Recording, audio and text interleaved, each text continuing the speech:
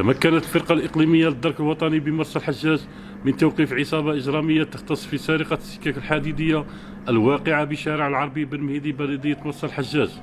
السكة الحديدية كانت مهجورة وتربط بلدية المحمدية ومرسى الحجاج، وحاليا هي محل تصليح. على إثر ذلك تم التنقل إلى عين المكان، حيث تم توقيف شخصان في العشرينيات من العمر.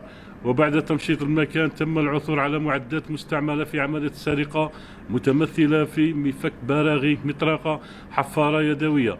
كما تم استرجاع براغي خاصة بالسكك الحديدية. فور الانتهاء من التحقيق سيتم تقديم الأطراف أمام الجهات القضائية المختصة.